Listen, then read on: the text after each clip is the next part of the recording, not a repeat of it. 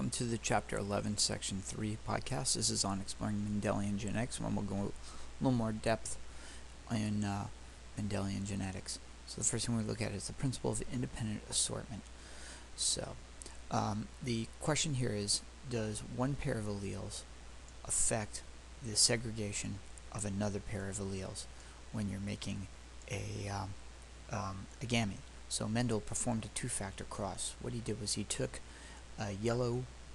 round yellow seeds, which are both dominant trait. You can see it's homozygous for for both round and for yellow, and bred it with purebred homozygous wrinkled and green seeds, which are both recessive traits.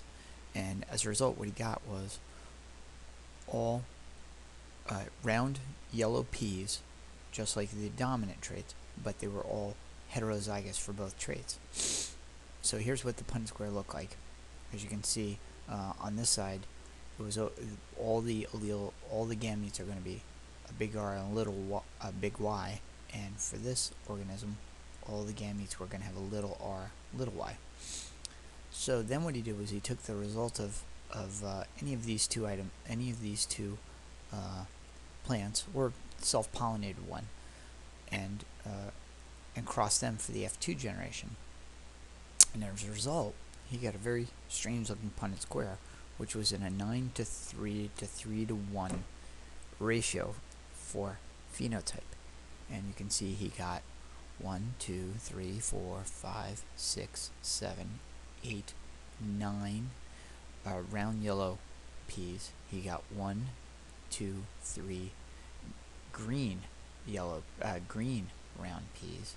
He got 1, 2, 3 wrinkled yellow peas, and he got 1 green wrinkled pea.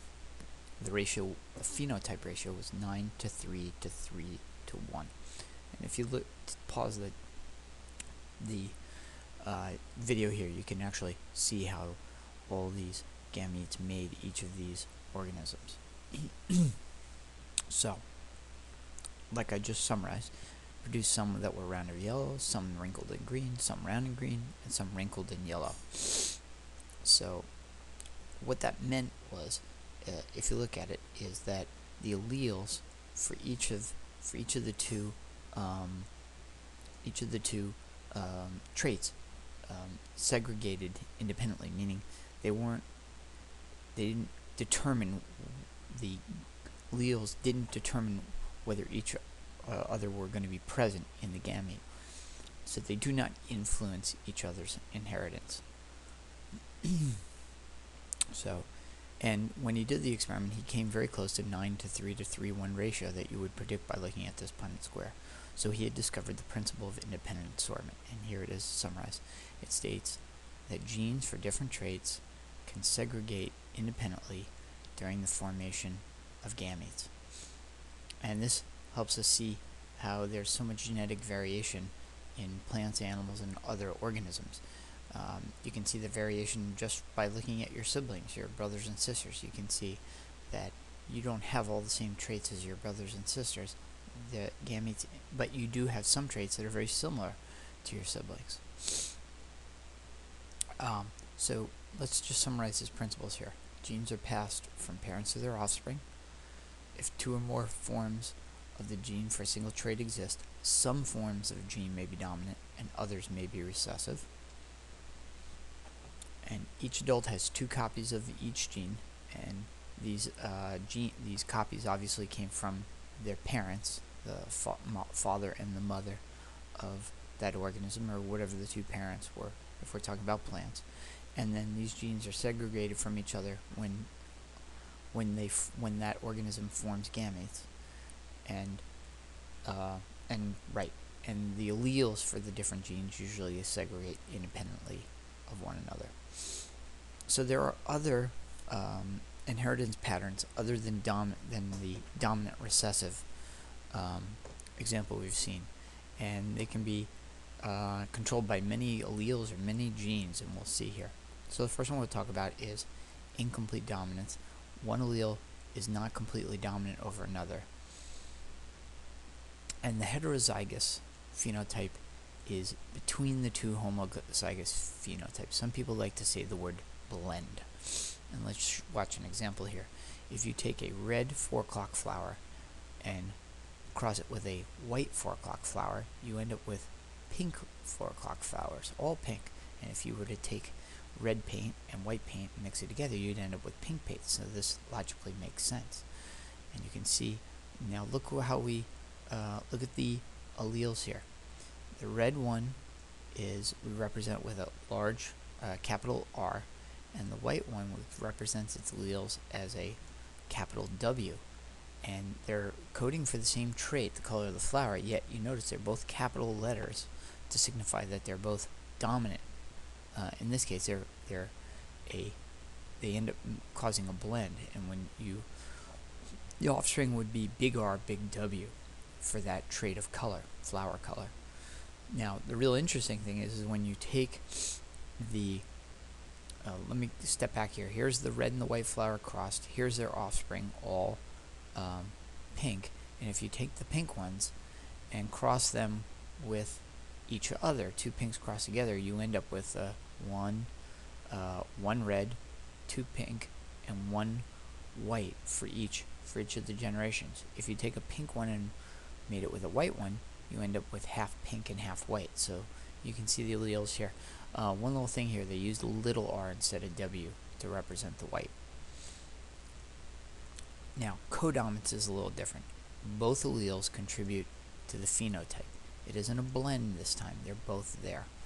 So for instance, there are varieties of chickens where the allele for black feathers is codominant with the allele for white feathers.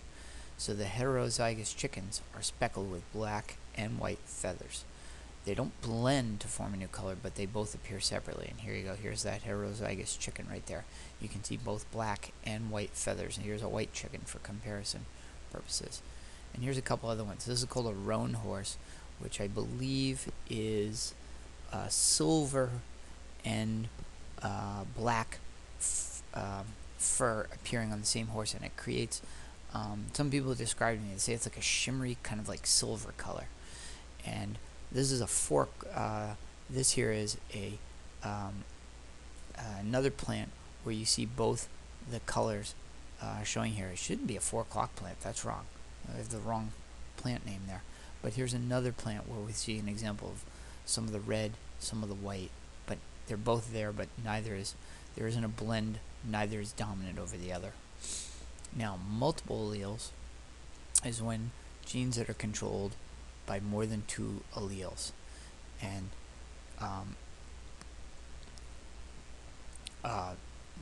you can have more than 2 alleles, meaning you don't have 3 alleles, you only have 2, one for mom, one for dad. But there's more than 2 possible alleles in the population.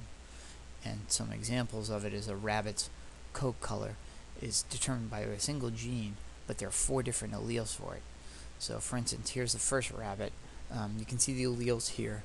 They represent with a C if it's the big C for its dominant, which is full color, and here's an example of a full color rabbit. And these are the other possible alleles: the chinchilla allele, the Himalayan, and the albino. And you can see that the big, if it has a the allele for full color, it's going to be a full color rabbit. Here's a chinchilla, and you can see that the chinchilla allele is dominant only over the albino. Actually, it's dominant over the Himalayan allele too, right here, and it's dominant over the albino allele, but it's not dominant over the full color allele. And then here is the Himalayan, and you can see the Himalayan rabbit.